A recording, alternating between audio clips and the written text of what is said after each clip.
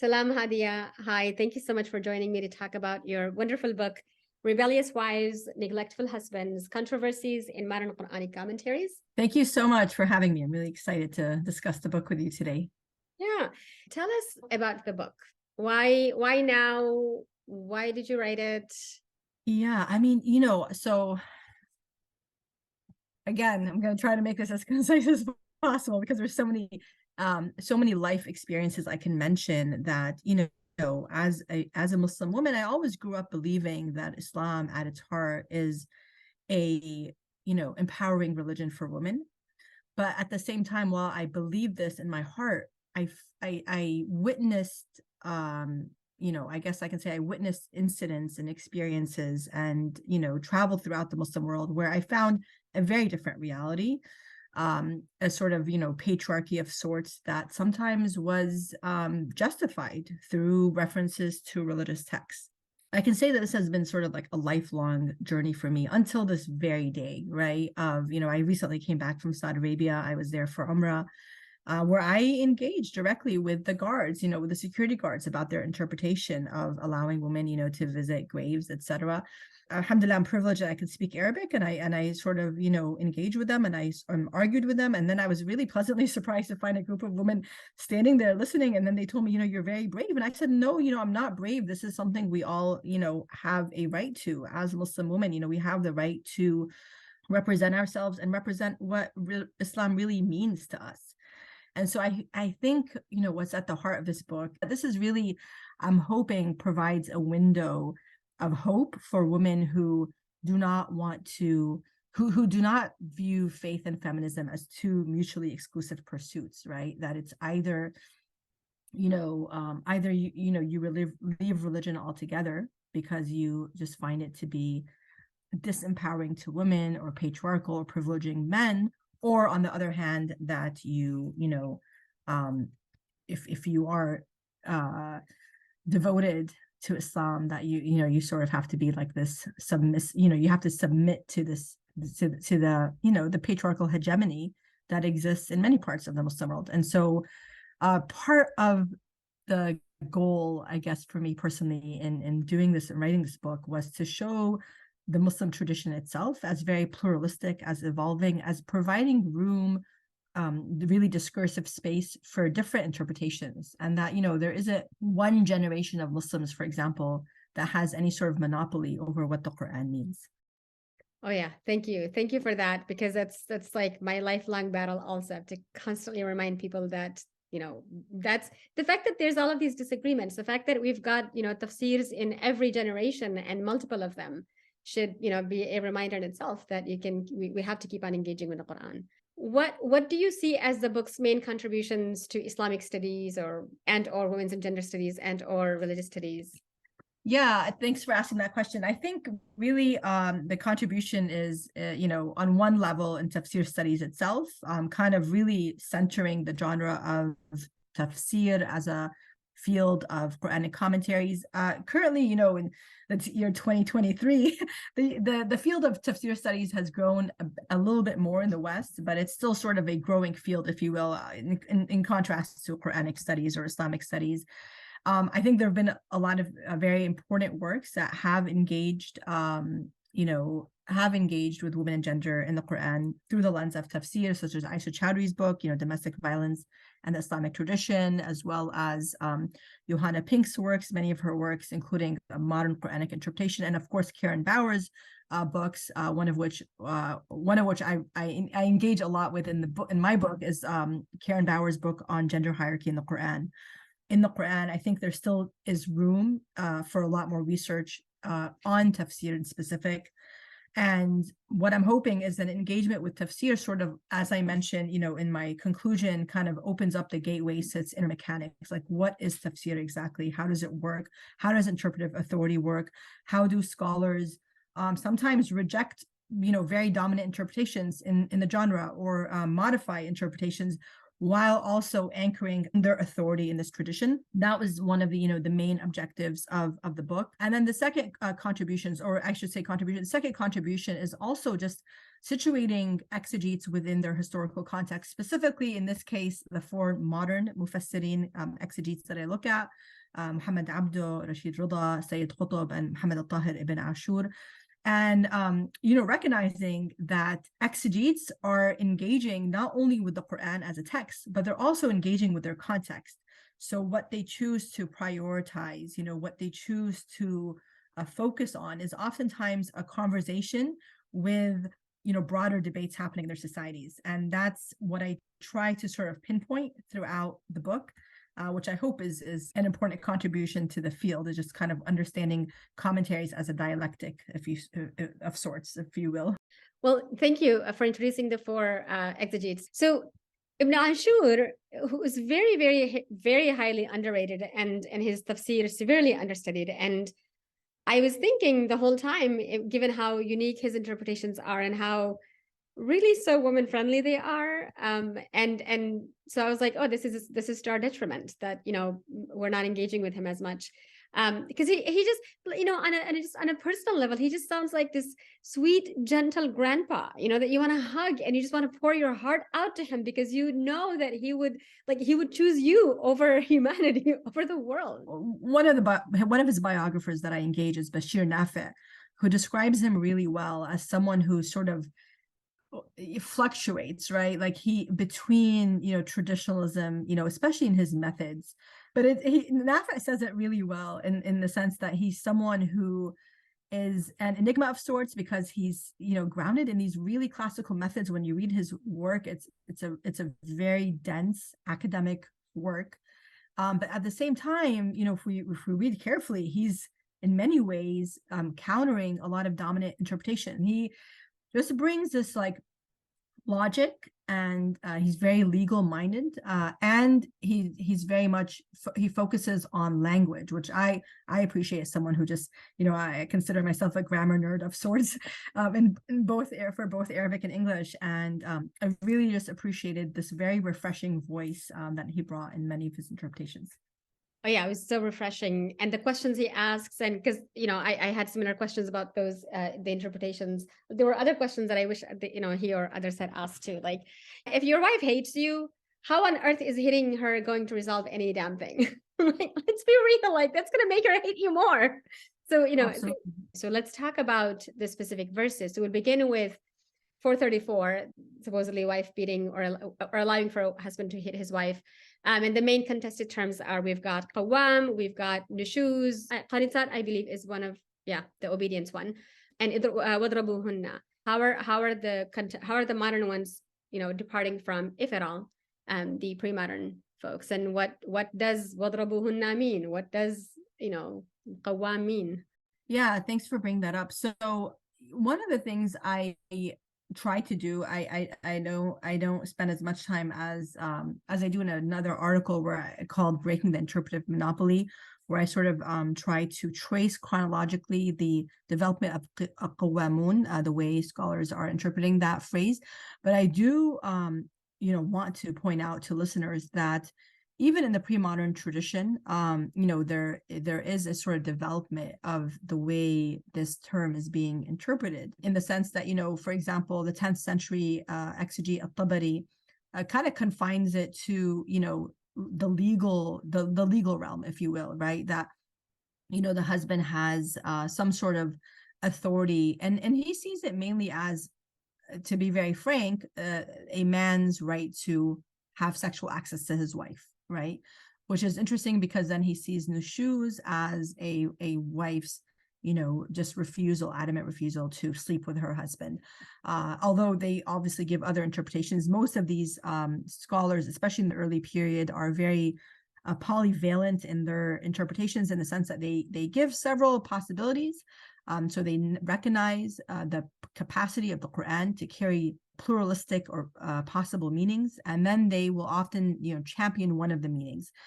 One thing I find among the pre-modern exegetes, which is very much aligns with Karen Bauer's finding, is that around the 12th century, in the Gregorian era, that as exegetes try to answer this question, why, why are men qawwamun, you sort of move away from a it sort of broadens the scope of what this word means.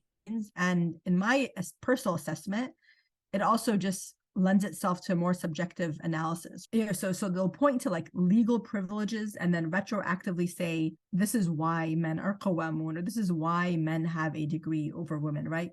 Or they'll point to, things, circumstances in their own milieu, the fact that most writers or intellectuals happen to be men, or even to biological features like men have beards, right? And then use all of these things to say, this is why, right? But what's interesting is that the Quran doesn't give us those reasons, besides the fact that it says, men are qawamun over women, with what God has favored some over others, and this is gender neutral, and with what men spend of their wealth. One of the things that I found modern exegetes, one of the shifts, I guess I can say, is that qawamun obliges female obedience. I didn't see an emphasis or see even mentioned among the modern mufassirin.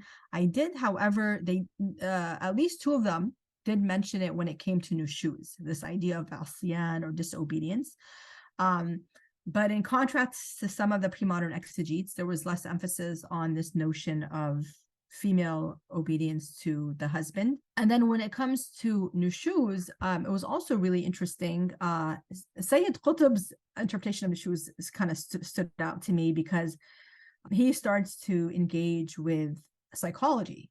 And, he says it's sort of this psychological perversion. It's not this, it's an abnormal, very deviant situation. And, you're sort of like wondering what exactly is it, right? Because it's still very vague. But Muhammad al-Tahir ibn Ashur, again, as I mentioned, he was one of the only exegetes of the ones that I examined, at least, that had this very gender neutral interpretation of nushuz for both men and women.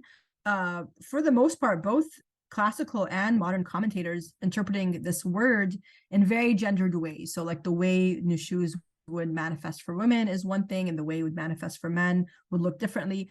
Whereas he's like, this is, hatred. Like men and women are equally capable of and especially spouses, of hating the other and acting in very hateful ways, right?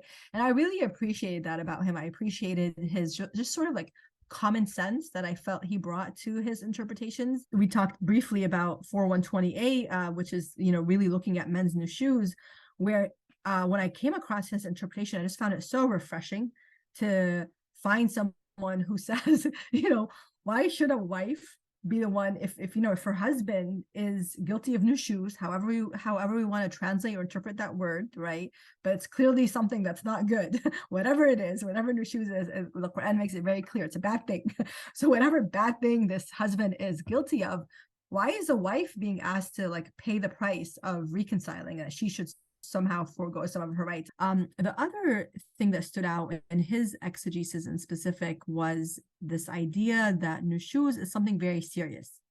And he says it's not just a simple matter of one spouse being upset at the other. He said, because this is a very, again, he's a very commonsensical scholar. And he says, that is a very common situation where the husband's mad at his wife and the wife is mad at her husband. And again, I appreciated that notion that nushuz isn't just the husband being angry at his wife, because if that's the case, it's extremely dangerous, right? I mean, if we're to talk about, I think it's, I just want to say one thing. I think it's very important, obviously, for us to separate Muslim behavior from text.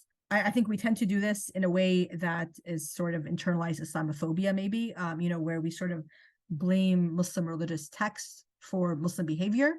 So I do want to distinguish between these two things. At the same time, one has to disarm potential abusers from using religious references or using or weaponizing religious texts. So while it is important that we hold humans behavior for that we hold humans responsible for their behavior rather than text, at the same time, I think we need to be real in terms of the stakes of what does it mean when we say that nushuz is simply a wife disobeying her husband. That's extremely dangerous, right?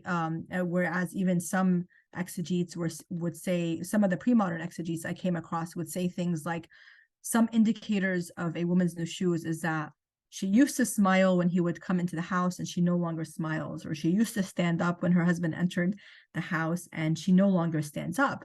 Maybe to give them the benefit of the doubt, like I don't know what they meant with that, but that can be really, really dangerous, because again, it's then this idea that a woman is nushuz that then allows for these three disciplinary steps. I just want to say one thing about Ibn Ashur.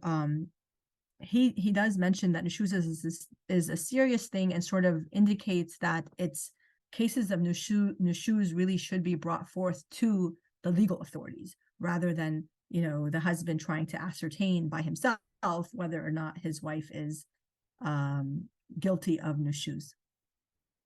In other words, the audience of this verse is not your average man, but whose wife is guilty of nushuz, but the legal authorities need to be involved here. And I said this in your discussion of Ibn Ashur. Also, I felt it most in his interpretation. That might just be me being biased because I fell in love with him in so much of the other interpretations. But he recognizes, and this is both in this verse of interpretation of this verse, and also in the polygyny one, where he like does not support polygyny and he supports the legal reforms against it and so on, but interprets the Quranic verse in a way where it's like, you know, it can be allowed and so on. So the idea being here that it's a difficult verse, and 434 has become it's sort of a litmus test for me.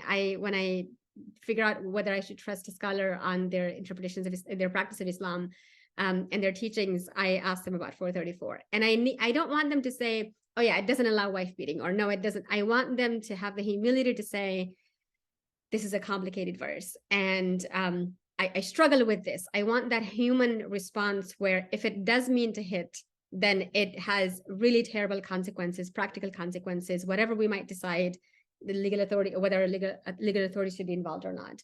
I want them to be hesitant to say, yeah, it allows, because it's just too often, and I'm unfortunately in too many spaces where men just use this verse as license to hit their wives, and I really appreciated that. When you're discussing it, when you're talking about Amina Wadud's, the thing that she's been attacked so much for saying, I'm going to say no to a literal application of the text, which, as you and many others have pointed out, scholars have done this a lot throughout history, right? And we haven't held their decision there against them, but we're doing it like Amina Wadud just gets so much nonsense for saying that.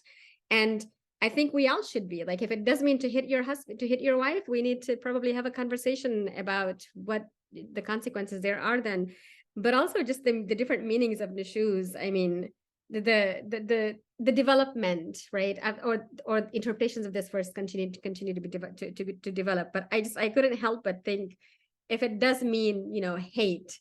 My favorite one. So I liked the hate interpretation. Of course, the disobedience is a common one, and then the one where if your wife invites a man to your bed that you do not like, and I'm thinking, wait, so if a woman invites a man that you do like to her bed, is that okay? Right, like these technical things, and it's, ultimately it's some kind of a marital some source of disharmony in the marriage is the idea. But yeah, but the hatred one just really made me laugh, because if she doesn't like you anymore, if she hates you, then how does hating her accomplish anything? Are they really thinking this through? Like, what does it mean to say, hey, here's what we think hitting will accomplish? And to be fair, all of them are saying, or at least all of the ones that you're engaging here are saying, don't do it. It's better that you not do it. And even some of the pre-modern ones say no. But to me, there's still such a lack of diversity, other than what Ibn Ashur is saying, because it's like, hey, you shouldn't hit your wife. It's not good to hit your wife. And here's a hadith that says it's not good to do it, but you can. And then the nuance is in the complexities are more in the details of the hitting. Can you hit her? Is it a step by step? Was it Qutb who says you can do it? You can just skip the steps. You can like skip the advising and then just get right to the hitting. Yeah, I mean, I think something you point out that is worth mentioning, also in terms of nushuz, what does it mean for a wife to be guilty of nushuz? while some of them, some of the pre-modern exegetes make it something as simple as, disobedience, which again, I think is very problematic and can be very dangerous. There are indications from a prophetic hadith that like, I guess along the lines of what Ibn Ashur is saying, that it's something quite serious, that perhaps it's some sort of sexual, but not quite zina, right? Because, which would be kind of adultery, if you will, but some sort of sexual infidelity, right? That it's something quite serious. And it's interesting because even with other interpretations of it, specifically At-Tabari here, I'm thinking of, it's if I had more time to really dwell on it, I think that is an interesting interpretation to consider, because for someone like At-Tabari, it's really like the wife is refusing to sleep with her husband, which he considers to be a legal right within the marriage. And so if nushuz is in fact that the wife is interested in someone else, or some sort of sexual infidelity, there's sort of a link there, right? That it's interesting, that's perhaps why she doesn't want to be with her husband, right, or intimate with her husband. But anyway, that's a whole different topic. But I think yes, you're absolutely right that Amna Wadud has a lot of her scholarship, I think, has been unfairly criticized because of the fact that she's seen through like one simple incident that happened, and regardless of one's views on it, I think one should be fair in terms of assessing her scholarship. And so though at the same time, I think there was probably just some ambiguity. I remember my own advisor, who's not really interested in women and gender in the Quran, at Georgetown, was sort of like felt that was a little bit ambiguous what she meant by saying no. But I think you are correct to point out that, obviously she is not the first to say no to a literal implementation of the passage. That's exactly what she had said, right? In fact, my findings of most of the both pre-modern and modern Quranic exegesis reflects that scholars had this sort of hermeneutic tension and conscientious wrestling with what does this mean.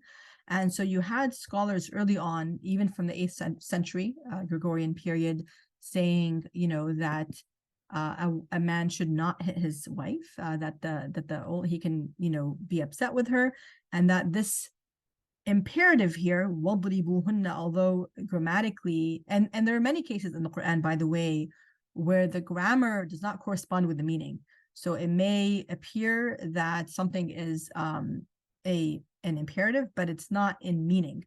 And I think that legal and linguistic sophistication is really important to kind of bring back to the Quran. I think that's unfortunately, especially Muslims, I would say, are sometimes guilty of reading the Quran in very sort of simplistic ways that betray the kind of a legal sophistication that scholars traditionally brought to understanding the Quran's words.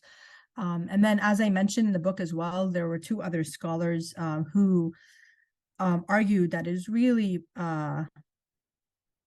preferable that a husband never hit his wife, even if this verse appears to give some sort of leeway, whether it's with a handkerchief or a non-injurious hitting, whatever. You're obviously familiar with all of that language, all that terminology. They said, based on prophetic precedent, really a husband should not hit his wife, even if she is guilty of nushuz.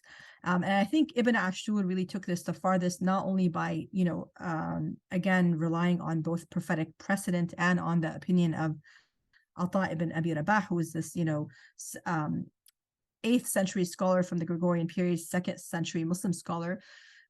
He also uses this sort of linguistic analysis to say that perhaps the husbands are not the ones being addressed in this verse when the Quran says, I'm just going to quote it in Arabic, وَاللَّاتِي تَخَافُونَ نُشُوزَهُنَّ. So there's this embedded pronoun saying those whose nushuz you fear. So who is this you here? Is it speaking to the husbands, or is it speaking to someone else? And he uses as the Zamakhshari, who was like this 12th century linguistic giant in tafsir, to say sometimes the Quran in one verse can shift who it's speaking to. And he brings several examples that, here's a verse where the Quran is first speaking to the prophet, and then it's speaking to all the readers, or it's speaking to, so he makes the argument that although it may start out speaking to the husbands, that it then shifts to speak to the legal authorities, again, because he views nushuz as something serious, not something that needs to, that the husband and wife should try to resolve by themselves, that they should take this to the courts. And he also notes that hitting is a very dangerous matter. And he says, especially to allow a husband to hit his wife while he's angry, he says, opens the doors to abuse. Because if you're angry and you're given license to hit someone, he said it's very likely that you are going to exceed the boundaries, that you're going to sort of, if you will, just let it out kind of thing, right? You're not going to act in a way, behave in a way that's ethical or even constructive in any way, shape, or form. And to your point, I did want to mention, I don't mention him in this book. I mentioned him though in my other article, that Abdul Hamid Abu Sulaiman, who passed away, I believe, a year or two ago, wrote this small book called Marital Discord. And because I didn't really engage with like the semantics of idhribuhunna, that perhaps it could actually mean something completely different.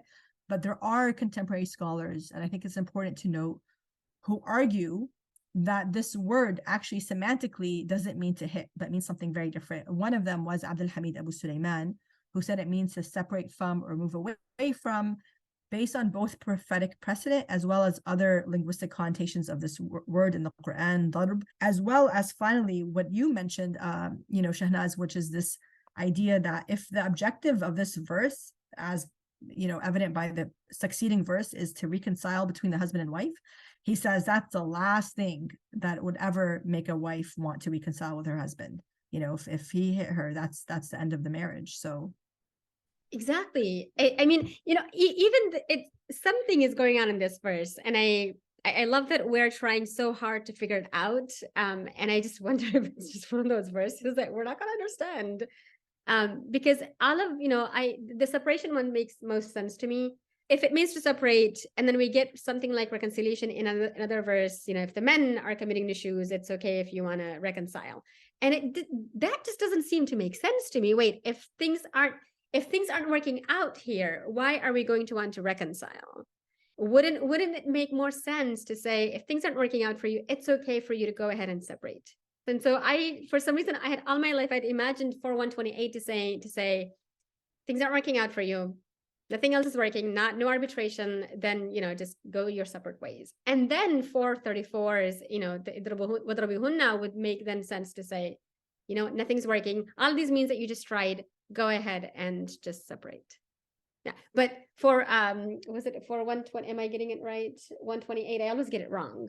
yes, yeah, that's correct. Okay, great. So on men's nushuz, and, in the men's nushuz stuff, there's a lot of them are talking about a woman's old age, right? Like if she has, and I'm like, wait, what about you? what is going on here? But as you and many others have noted rightly, like we're interpreting nushuz for men and women differently, and it may have made sense historically to think of nushuz in a very, when men commit nushuz, it looks like this, and when women commit nushuz, it looks like this. But what are we seeing in the modern, pre-modern stuff on nushuz in 128?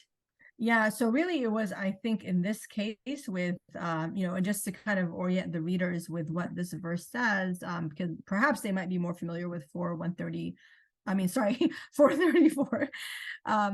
So it starts out saying, if a woman fears nushuz from her husband or abandonment, fala junaha, this idea that there is nothing wrong with it if they both settle. And when it uses the Arabic word it uses for settle here is yusliha. And for those of you, for those listeners who are familiar with Arabic, the Arabic actually has a dual form, right? So we conjugate the verb based on if it's singular or dual or plural, which is kind of creates a level of precision in the language, because here that it's saying for the two of them to settle, that they're that they can settle. And then it says wasulhu khair, and that reconciliation or settlement is better. And so obviously for Ibn Ashur, which I'll get to in a minute, he has to then reconcile these two words, because if the Quran is saying settlement is better, then his interpretation of settlement here could be not necessarily problematic, but it wouldn't fit. It would sort of be contradictory. So even though the Quran itself uses this dual form to settle, it advises the two spouses to settle, most pre-modern exegetes put the responsibility on the wife to settle, that she should forego one of her legal rights. They did emphasize, however, that it had to be through her own self-will, because it's a legal right, that she's actually foregoing or waiving one of her legal rights. It could be financial, it could be the right to qasam. They talked a lot about this, or al-mabit, haq al-mabit, which basically meant the right for her husband to stay a certain number of nights with her. And that raises another question, which is the husband's nushuz, his attraction to someone else? Is it some sort of polygyny going on? There's a lot of, like you said, unanswered questions, as to, what is this referring to? Personally, I want to say that, as a practitioner, if you will, I find a sort of a beauty and a liberation of sorts in the fact that it is open-ended. It's not very specific, in the sense that it could mean so many different things, because the reality that human beings, we're very complex. And if we were to think of this scripture as relevant for all people in all times and all cultures and geographies, that sort of openness, if you will, of what things could potentially mean is one of the factors that allows for this text to continue to speak to people in their lives, So it was never, there's nothing explicit, but a lot of exegetes, based on, certain, based on a hadith from Aisha, the Prophet's wife, as well as based on some other interpretations, believe that the husband is no longer interested in the first wife, either because there is a second wife in the picture, or there might not be a second wife in the picture. Nonetheless, so anyway, there's a lot to talk about in that regards. But this is why qasam is important, because in Islamic law, if a husband, and obviously this is based on verse 4:3, which talks a lot about justice and being just and fair to women if you are going to practice polygyny, that they said that the wife, if a man practices polygyny, he has to allot an equal number of nights to each wife. So this is where in 4:128, this idea of qasam comes in, and that's why it's sort of ambiguous. Like, is there another wife in the picture or not? Some assume that there is, because they note this word athara, that he sort of is preferring this other woman, and because he's preferring this other woman, and therefore he might divorce this wife, that she should forego some of her allotted nights, if you will. That was one of the most common interpretations, so that he gets to spend more nights with the wife that he prefers. Ibn Ashur kind of comes forth, and he basically overturns classical interpretations of this verse, and he basically says, based on this intertextual hermeneutic,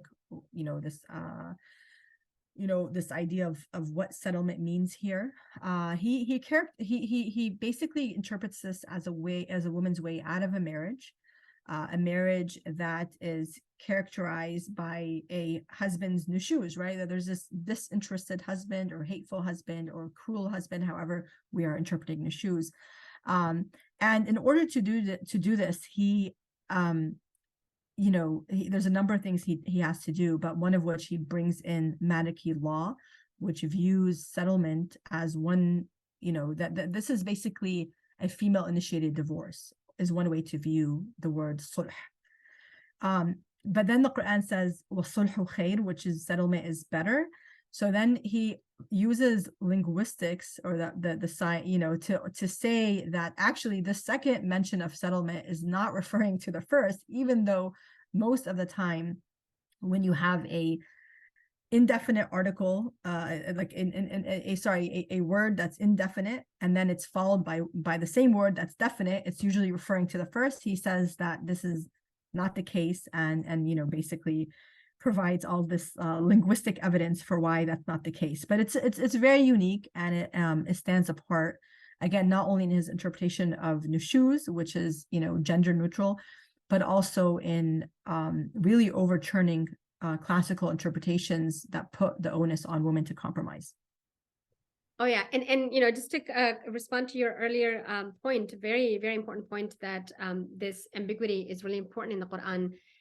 To me too, and I tell students, you know, when I'm teaching like these scriptures and they get frustrated about the different meanings, and sometimes on a practical level, I also just get really frustrated, right? Like, why couldn't it be clearer? But even something like, you know, be just, right?